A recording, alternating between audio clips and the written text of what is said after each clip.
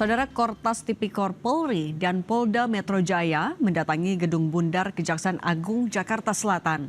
Penyidik Polda Metro Jaya membawa sebuah koper bertuliskan BAP.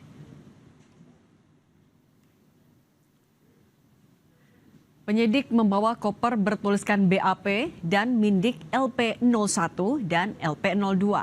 Penyidik tak menggubris pertanyaan wartawan saat dikonfirmasi kedatangan mereka ke Kejaksaan Agung. Koper diduga berisi berkas penyidikan untuk 2 tersangka, dugaan suap dan pencucian uang yang salah satunya menjerat mantan Jampitsus Febri Adriansyah. Dalam kesempatan berbeda, penyidik Kortas Tipikor Polri tiba di Gedung Bundar tanpa menjelaskan maksud kedatangan kepada wartawan.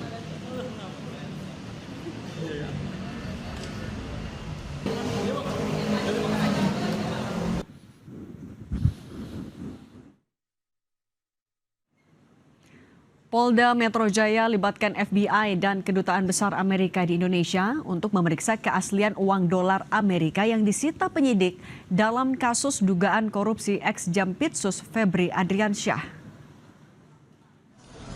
Polisi memeriksa temuan mata uang dolar Amerika Serikat dari penggeledahan di sebuah money changer terkait kasus ex-Jampitsus Febri Adriansyah. Tidak hanya Kedutaan Amerika Serikat, penyidik juga menggandeng Kedutaan Besar Singapura untuk memeriksa keaslian barang bukti dalam bentuk mata uang dolar Singapura. Dalam kasus yang menjerat ex-Jampitsus Febri Adriansyah, polisi menyita mata uang asing senilai 5,8 juta dolar AS dan 17,2 juta dolar Singapura.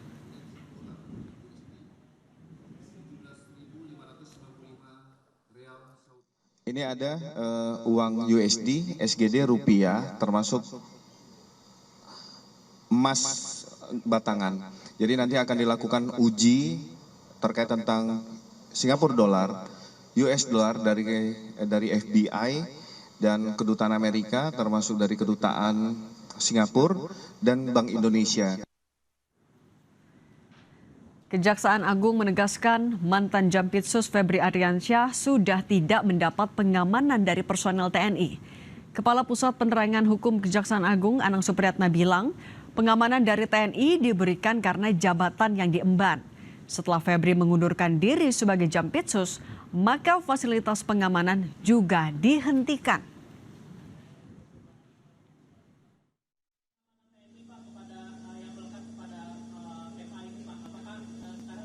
Sudah tidak ada. Ya, karena poin itu melekat karena jabatan. Setelah itu tidak ada, ya.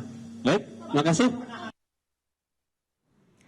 Ketua KPK Setio Budianto mengaku telah berkomunikasi dengan Jaksa Agung ST Burhanuddin terkait dengan supervisi perkara yang melibatkan ex-Jampitsus Febri Adriansyah. Sementara merespons usulan pengambil alihan kasus, Ketua KPK Setio Budianto mengatakan saat ini menghargai proses penyidikan yang kini berlangsung di Kejagung. Ambil alih aja lah kasus ex-Jampitsus dari KPK sendiri gimana? Bakal ada usaha-usaha buat ngambil? Ya saya kira terlalu dini ya, gitu kan masih berproses di Kejaksaan Agung, gitu. Prosesnya sementara berjalan, koordinasi banyak yang dilakukan masalah pendalaman barang bukti, pendalaman dokumen dan lain-lain. Baru proses awal. Jadi menurut saya ya silakan berproses dulu lah. Tapi ada kemungkinan kan Pak? Ya kalau supervisi kan memang sudah ada ketentuan, ada pasal 6 yang mengatur tentang kewenangan koordinasi dan supervisi. Nah nanti sambil kita tindak lanjuti, meskipun secara permintaan secara lisan sudah disampaikan, nanti kan pasti ada permintaan juga secara tertulis dan akan dibahas sesuai dengan SOP yang ada di KPK. Pimpinan menentukan untuk proses selanjutnya. Berarti ada kemungkinan kalau nanti di Kejagung nggak jalan, KPK yang ambil alih? Ya jangan andekan dulu lah, lihat saja prosesnya. Tapi komunikasi formal secara resmi antar kelompoknya sudah mulai berjalan belum? Ya sudah mulai jalan. Gitu. Masuk komunikasi Bapak dengan Pak Jaksa Agung? Tadi kan sebelahan saya sama beliau duduknya. Usut kasus dugaan korupsi yang menjerat ex-Jampitsus Febri Adriansyah, polisi libatkan FBI. Sementara hingga kini penanganan kasus korupsi ex Jampitsus ini masih belum ada kepastian. Banyak pihak mendorong KPK untuk terlibat atau mengambil alih kasus ini. Kita bahas bersama peneliti Posdem Universitas Andalas Ferry Amsari dan penasihat ahli Kapolri Irjen Purnawirawan Arianto Stadi. Selamat malam semuanya. Selamat malam. Malam Mbak Cindy, Mbak Cindy. Pak Arianto. Malam, Pak. Pak Arianto, saya mau menegaskan dulu berarti sebenarnya ini adalah penyerahan kasus bukan pelimpahan kasus ya Pak ke Kejagung? Ya, penyerahan proses ke Kejaksaan Agung, tetapi tidak memutus kegiatan yang dilakukan oleh Polri untuk melakukan penyidikan. Jadi itu hanya dilimpahkan ke sana, itu hanya untuk mempercepat prosesnya karena kebetulan kan menyangkut daripada pejabat di kejaksaan yang tadinya itu ya. Sehingga apabila masih polisi bersekukuh maunya menyidik sendiri itu nanti akan blunder sendiri menghadapi kesulitan. Tapi dengan sekarang ini penyidikan itu bukan dilimpahkan kan. Kalau istilah pelimpahan itu kan penyampaian berkas yang sudah selesai kemudian untuk dilimpahkan dengan tersangkanya. Ini kan penyerahan ya. Penyerahan untuk memproses penyidikan ini selanjutnya kepada kejaksaan untuk kepentingan stabilitas dan untuk percepatan, tetapi dari pihak penyidik sendiri polisi masih mempunyai kesempatan untuk melakukan penyidikan yang lainnya dalam rangka mendukung pemberantasan korupsi yang kita tangani saat ini. Pak Arianto, tapi berarti batasan kewenangannya antara Kejagung dan juga Polri ketika menangani kasus ini gimana Pak? Ya semuanya masih berhak melakukan penyidikan. Nggak akan overlap Pak? Tidak overlap dong, malah koordinasi kan, malah bersama. Karena di dalam KUHP yang baru itu ya Bu ya, sekarang ini, kemarin itu, yang namanya penyidikan itu ya, mulai dari penyidikan polisi menyampaikan surat SPDP ya ke kejaksaan. Setelah itu dalam waktu 3 hari, itu jaksa membuat tim untuk tim yang menangani khusus untuk kasus itu. Dan koordinasi itu bisa dilakukan sejak awal itu sampai akhir berkas itu selesai. Jadi memang ada di dalam KUHP memberi celah ya, walaupun tidak secara eksplisit yang namanya koordinasi itu dengan melalui penyerahan seperti ini gitu. Tetapi mekanisme koordinasi itu memang ada celah di dalam KUHP yang baru ya. Di dalam rangka itu menghilangkan, kalau KUHP yang lama dulu itu kan memberikan kesempatan saling berkompetisi ya, antara jaksa dengan polisi itu dalam penyidikan. Sekarang kan aturannya kan dirubah. Hanya membalikkan perkara itu hanya sekali dan setelah itu dilakukan koordinasi dan kemudian digelar dan kemudian ditetapkan apa lanjut apa tidak. Dalam hal ini sekarang ini kan masih dalam tahap awal penyidikan gitu. Tapi kemudian karena ada kebetulan menyangkut ini pejabat kejaksaan itu sendiri, maka pasti akan terjadi kendala kalau masing-masing bersikukuh kepada instansi masing-masing dengan rigid merasa punya wewenang itu. Intinya gini, semangat daripada ini penanganan daripada korupsi itu adalah bagaimana yang terbaik dan tersinergi dan cepat sehingga semua yang bersalah pasti nanti akan ditindak. Kenapa tapi tidak diserahkan ke KPK aja Pak biar menghindari juga konflik of interest? Bisa juga kalau mau diserahkan ke KPK, tapi pemerintah sudah mengambil jalan yang terbaik itu. Dan KPK sendiri saya dengar kemarin ya itu KPK memang punya kewenangan kalau mengambil alih ya suatu kasus itu apabila diduga ada kelambatan. Kemudian ada juga misalkan dalam tanda petik penyelewengan ataupun hambatan. Nah kemarin KPK kan mengatakan bahwa sampai saat ini menurut kami baru asumsi itu mungkin kelambatan itu. Tapi belum ada fakta bahwa itu terjadi kelambatan. Maka ya KPK masih memantau selama ini. Seperti tadi Pak KPK kan mengatakan kan kenapa kalau tidak ambil alih itu masih dipelajari juga gitu. Tetapi tidak menutup kemungkinan kalau KPK nanti melihat bahwa ini terjadi kelambatan, KPK berhak untuk ngambil alih untuk ini gitu. Oke, Bung Ferry, tapi kalau mendengar dari pernyataan atau juga penjelasan dari Pak Arianto, sebenarnya ketika dua institusi hukum menangani kasus yang sama, ini benar akan lebih cepat atau justru akan menimbulkan masalah baru? Ya, pertama, jika ini pelimpahan, tentu itu diperkenankan, itu mekanismenya. Tadi Pak Arianto secara implisit juga sudah memberikan penjelasan soal itu. Tidak ada peristilahan penyerahan kepada kejaksaan dalam konteks perkara seperti ini. Penyerahan itu kan logika supervisi di dalam ketentuan undang-undang itu kewenangannya ada di KPK gitu ya. Nah, saya tentu saja melihat bahwa karena kasus ini ada semangat korupsnya ya, yang menjadi tersangka dalam kasus ini adalah Jampitsus, bukan jabatan main-main, itu berkaitan dengan korups kejaksaan. Bayangkan kalau kemudian dengan istilah yang salah dilakukan penyerahan lalu diminta kejaksaan untuk mengulang kembali atau melanjutkan penyidikan perkara ini. Saya tentu dan banyak publik melihatnya ada ruang yang tidak sehat karena salah satu pejabat tertinggi di institusi kejaksaan yang kemudian terlibat, dan bayangkan siapa yang akan menjadi penyidiknya, tentu akan kemungkinan besar mantan anak buahnya semua gitu ya. Nah, jiwa korsanya akan terlihat, korupsnya akan terlihat. Oleh karena itu kalau mau menjadikan kasus ini titik penting untuk memperbaiki kelembagaan institusi tertentu, mestinya presiden atau pemerintah memilih langkah yang paling benar dengan memberikan kepada institusi lain di antara institusi-institusi yang sedang berkonflik. Langkah-langkah kepolisian yang sudah baik ini jangan dinodai dengan kesalahan di langkah berikutnya dengan berupa penyerahan yang sama sekali tidak dikenal, dan harusnya kalau mau bentuk supervisi harusnya diserahkan kepada KPK. Nah. Itu sangat baik sebenarnya, jadi win-win solution dan kelihatan niatnya untuk menyelesaikan perkara, bukan malah meletakkan kepada institusi yang sedang jadi catatan dalam perkara ini. Nah, Bung Ferry, tapi kalau mereka dalihnya akan membentuk tim penyidik khusus nih agar menghindari ada orang-orang yang dulunya di bawahnya Pak Febri untuk menyidik tersangka itu, cukup nggak ini sebenarnya untuk menjawab spekulasi publik? Ya, kalaupun mau dibentuk tim khusus, pertanyaannya siapa tim khusus itu? Jangan-jangan di bawah Jampitsus semua, karena kan bicara tindak pidana korupsi kan.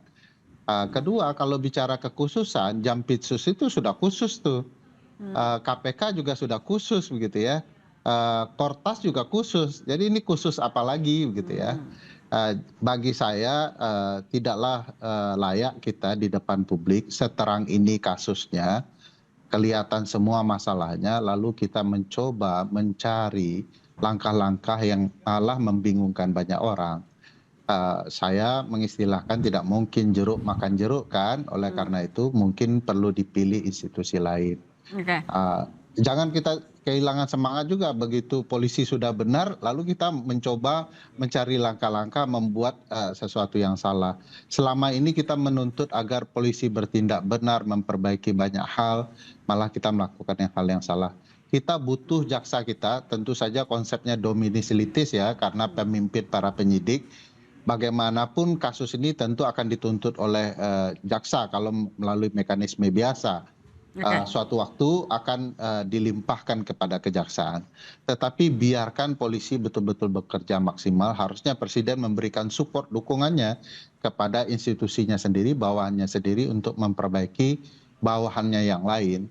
Nah, oleh karena itu banyak pilihan alternatif termasuk ke KPK yang menurut saya juga Pak Arianto sudah menjelaskan juga terang bahwa KPK punya ranah untuk itu dan kewenangan untuk itu. Kenapa kita tidak pilih gitu. Oke, tapi sejauh mana kemudian kewenangan dari KPK bisa langsung ambil alih atau memang harus nunggu dulu? Tapi nanti kita lanjutkan diskusinya usai jeda, tetap bersama kami di Sapa Indonesia Malam.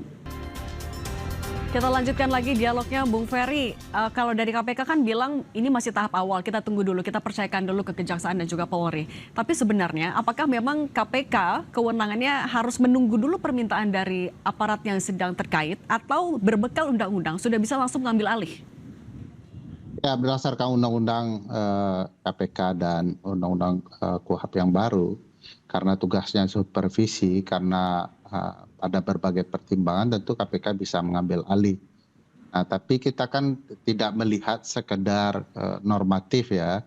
Kita melihat ini bicara pendekatan politik juga, keberpihakan kebijakan pemerintah Pak Prabowo ingin seperti apa.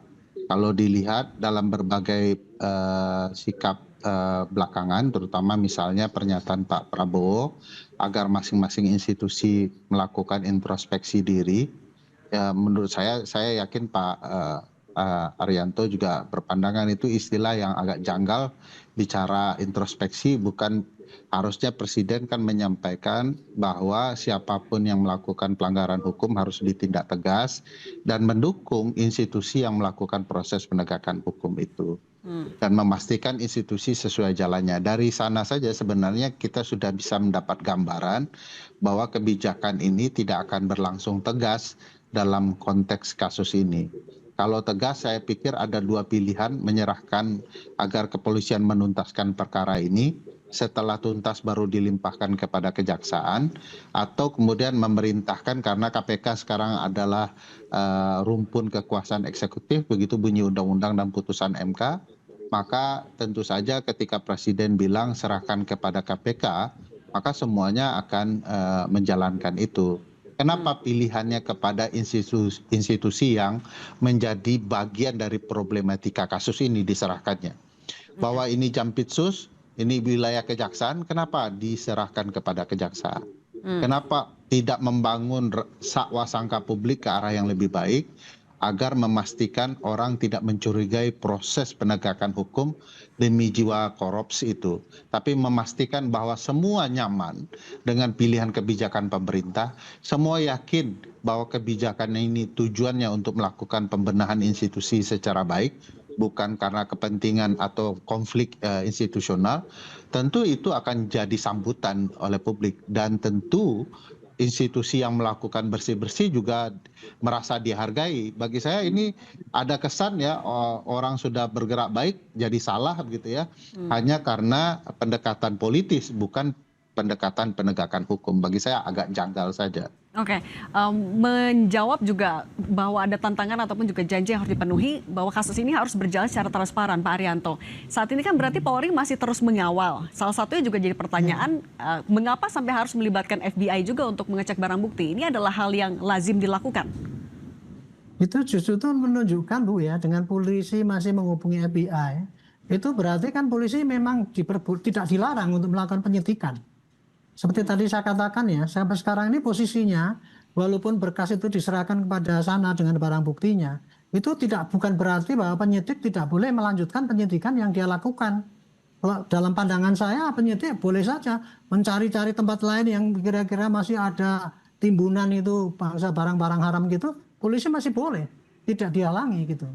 Hanya tadi kalau mengatakan tadi Pak Ansari saya tadi sampaikan supaya itu publik menuntut, kan ini kan pasti sorotan pada publik kan, loh ini kan kejahatan kan udah jelas kayak gitu ya, kok tidak diserahkan pada polisi sampai tuntas baru dikasihkan ke Pak Jaksa, Pak Ansari ya. Ini kalau gitu kasusnya Pak ya, itu bisa terjadi, polisi menyidik nanti berkasnya dikirim nggak P21 Pak, bolak-balik.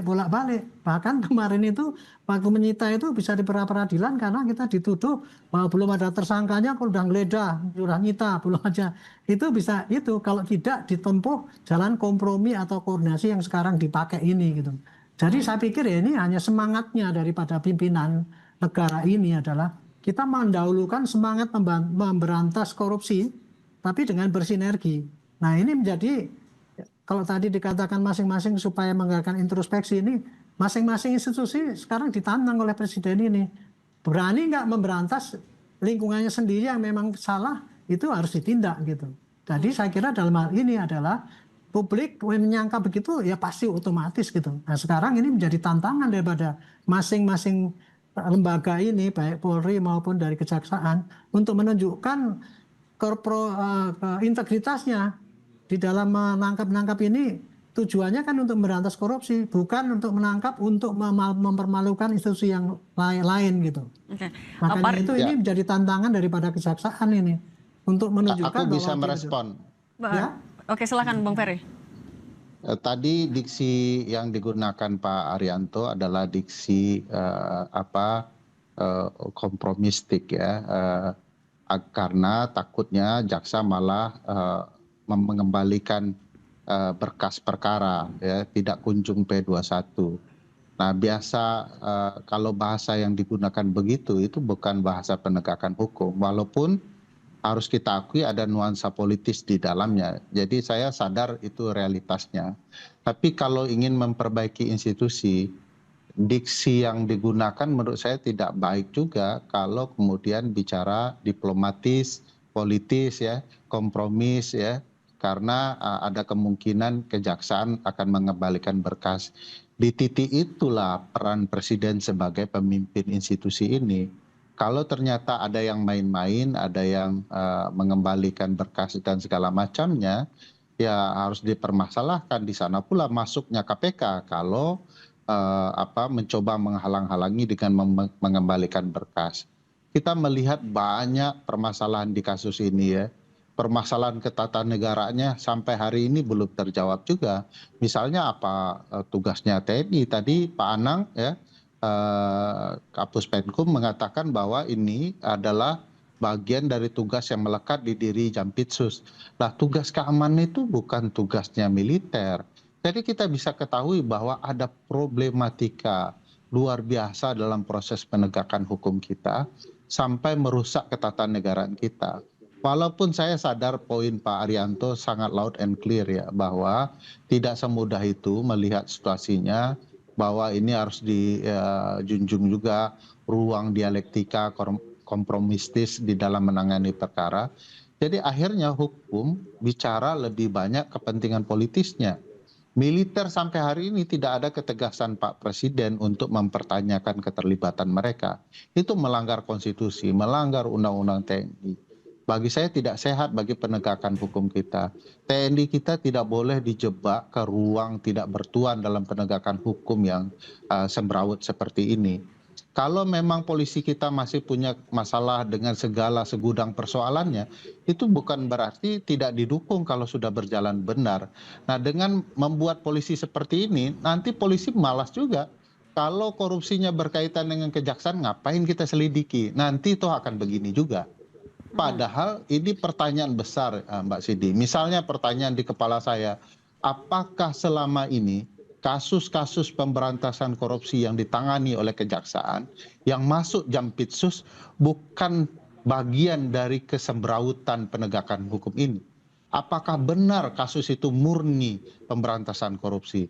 Apakah pemberantasan korupsi kita hanya sekedar permainan jual beli perkara, mempermainkan hukum, merusak kesungguhan kita menegakkan pemberantasan korupsi? Pertanyaan-pertanyaan ini tidak bisa dihindari kapanpun oleh pembuat kebijakan atau pemerintah. Pertanyaan ini harus dijawab dengan tuntas. Jangan dipikir mengejar koruptor ke Antartika menjadi penting, kalau kemudian di sekeliling presiden adalah pelaku korupsi itu sendiri. Saya berpikir kalau harusnya presiden mengatakan, saya dukung kepolisian, tuntaskan kasus ini, saya yang tanggung jawab agar kejaksaan betul-betul serius menerima kalau ada pelimpahan perkara. Itu kan anak buahnya semua gitu. Oke, ya pertanyaan lanjutannya juga adalah soal independensi dari masing-masing institusi hukum, Pak Arianto. Sebagai yang tadi, artinya masih melakukan penyidikan juga, apakah Polri juga akan mendorong segera melakukan penahanan aja untuk Febri Adriansyah? Sampai saat ini kan juga posisinya masih jadi tanda tanya, Pak. Iya, ya Polri itu ya pasti mendorong langkah-langkah yang jelas ya untuk meneruskan penyidikan itu sudah pasti gitu. Cuman kan sekarang kan berkasnya sudah dipindahkan ke kejaksaan. Cuman tinggal nanti ya polisi kalau mau menambah lagi temuan-temuan baru ya, bukti-bukti baru itu masih bisa polisi melanjutkan ke sana gitu. Tapi sekarang karena itu berkas sudah ada di tempatnya kejaksaan sana gitu ya, kan itu sudah dijadikan baju tersangka kan itu kan. Berarti tapi Bapak tidak melihat ini menjadi makin ruwet berarti Pak dengan diserahkan juga ke Kejagung?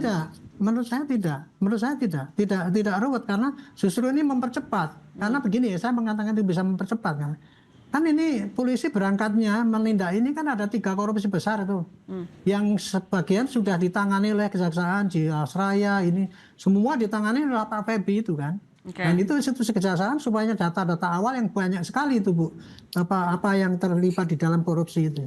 Cuman masalahnya yang terjadi di sini, korupsinya itu kan kalau saya tidak salah ya, itu korupsinya kan bukan korupsi dalam institusi itu, tapi ini kan semacam penampungan atau gratifikasi kan yang kena kan itu. Jadi bagian-bagian daripada tindak pidana korupsi yang sebetulnya bukan korupsi yang merugikan negara banyak, tapi ini TPPU aja. Itu tadi hanya melindungi pelaku kan seakan-akan gitu. Makanya itu kalau seandainya polisi hanya pakai data yang dikumpulkan sendiri gitu ya, ya itu pasti akan ketinggalan ketimbang kalau itu ditangani oleh jaksa. Tapi tantangannya jaksa harus berani fair ini, terang-terangan bahwa itu jangan sampai nanti dilindungi itu, kemudian yang ini kemudian nggak dipakai. Tantangannya adalah nanti medsos yang akan nyorotin. Oke, berarti nanti juga saya yang khawatir, Mbak Cindy, Pak singkat saja Bung Ferry. Kita sedang mem-make up kasus ini. Padahal bagaimana kita tahu uang sebanyak itu, emas sebanyak itu bagian dari gratifikasi. Jangan-jangan itu bagian dari suap penanganan perkara. Kan kita tidak bisa menilainya segampang itu. Harusnya karena ini adalah pelakunya adalah aparat, kan upayanya harus lebih berat gitu ya. Kalau orang lain melakukan korupsi langsung ditahan, ini bisa lari kemana-mana. Jadi aneh sekali proses ini, dan bagi saya ada kebijakan yang berupaya untuk menghias kejahatan ini seolah-olah menjadi lebih rendah dari yang seharusnya. Harusnya jauh lebih tegas. Oke, dan jangan sampai dilokalisasi hanya untuk jadi 2 tersangka saja dengan alat bukti sebanyak itu. Pak Arianto, Bung Ferry Amsari, terima kasih sudah berbagi bersama